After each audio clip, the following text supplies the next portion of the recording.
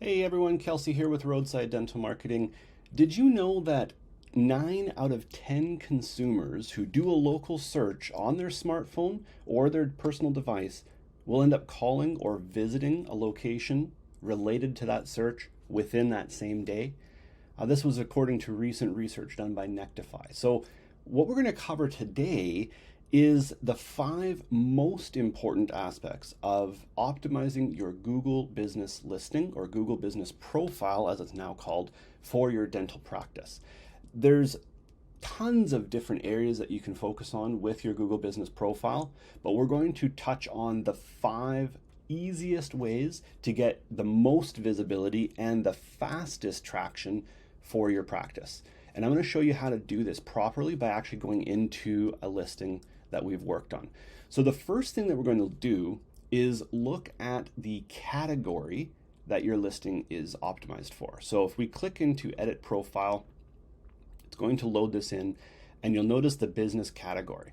The number one thing that we find when working with other practices is other agencies will try to add in a ton of different listings. So maybe they've got a dental clinic, they've got teeth whitening service, they've got dental implants provider, they've got cosmetic dentist, and all these different categories, thinking that the more they add, the more visibility they're going to get.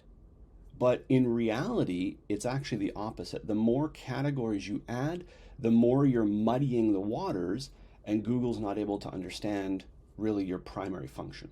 So our recommendation is to have 2 or at the most 3 categories listed. So if you are a family, a general practitioner, then dentist would be the main category. If you offer some cosmetic work, or if that's a focus of your practice, then of course you can add in cosmetic dentist as well. Try to limit that though, like 2 to 3 at the most. Whatever makes sense for your practice. If you are primarily a dental implants provider, well then that should be the first category or your primary category. And then you can have cosmetic dentist maybe as a secondary category. That would be the number one thing that you're going to look at. The second thing that we're going to look at is adding frequently asked questions. This is huge, and it's often overlooked by a lot of other agencies when they're doing optimizations for their clients. And really, it's just a missed opportunity. And I'm going to say why it's a missed opportunity. First, you can formulate and add the questions that you want. So something that maybe you answer day to day on the front lines, something that your office manager, something that your hygienist is consistently asking and answering in the office, why not put those online and then have them as individualized keywords? So for example, if we click on Q&A, you can actually just ask your own question. So what is TMJ disorder? What is smile design? Am I a candidate? So you're actually able to introduce high value, high traffic, highly targeted keywords by yourself and put them onto Google, and then you can actually answer your own question. So I would recommend at a minimum putting in 10 frequently asked questions. You can do a lot more. We've got some practices that have 20, 30, 40 frequently asked questions. And when you're putting in the responses, what that's going to do is it adds more content and more fodder for Google to be able to understand your practice. So what services do you actually offer? How does it benefit a patient? And so forth. And all of that is going to translate into having a higher authority and also being able to rank higher locally for those services. Our third that we're going to look at is actually adding services themselves. Again, a lot of practices will put in the categories, but then they don't add the specific services that go with that category. And this does not show up on the front end. For example, if you look at the listing here on the right-hand side, you won't see those services, but they are indexed by Google, and it again adds the additional value of keywords. So if you click on Edit Services, you'll be able to see that under dentist or under that primary category, you'll have all of those different services that you can offer. And then you can add in 300 characters or words of that description. So again, you're adding keywords, you're adding content that will increase the relevancy and increase the authority of your practice in comparison with your competitors who most likely are not doing that. So what you're trying to do is look for the quick wins, look for the fastest way to separate yourself from your competition and elevate your practice to the next level.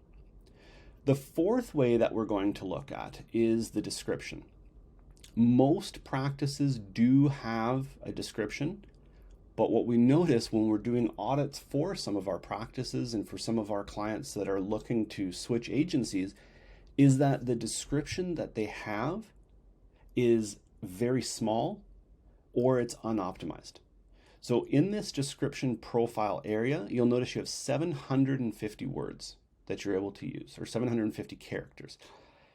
Try to maximize the usage.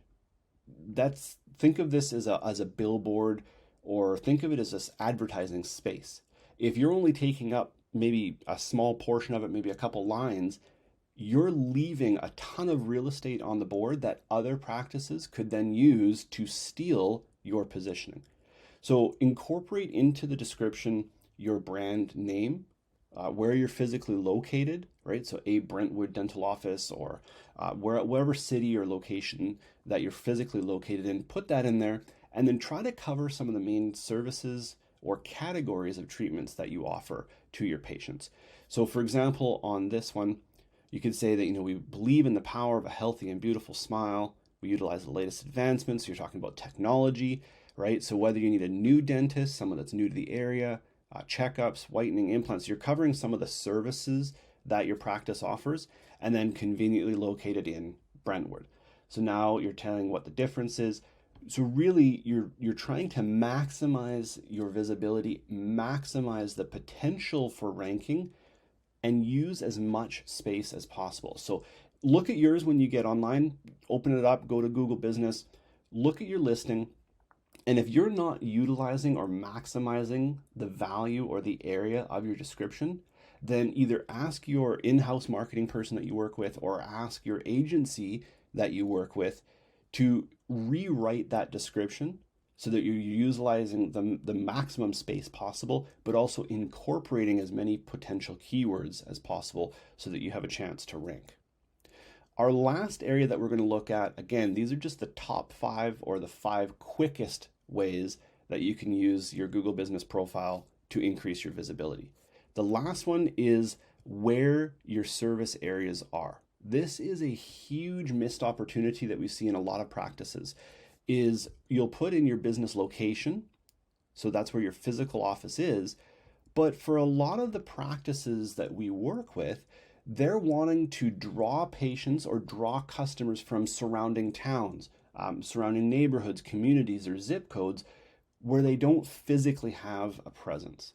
So what we can do here is Google will actually allow you to add up to 20 different locations that you serve. And you want to add in as many as you can. Obviously, don't spam it. Don't, try to just stuff in those locations. But if you're realistically drawing patients from a 15 or a 20-mile radius around your practice, then add in as many of those communities or zip codes as you can possibly add in.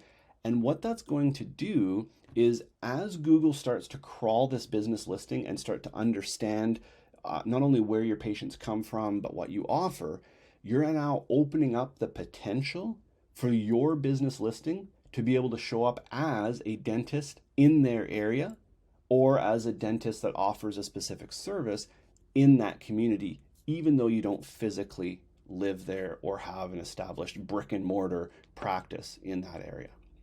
That is it. Those are the 5 top ones. What I want to do next is show you the quick results. So this next client that we worked on, focusing specifically on cosmetic dentist and then their area. This was in the span of just 1 month.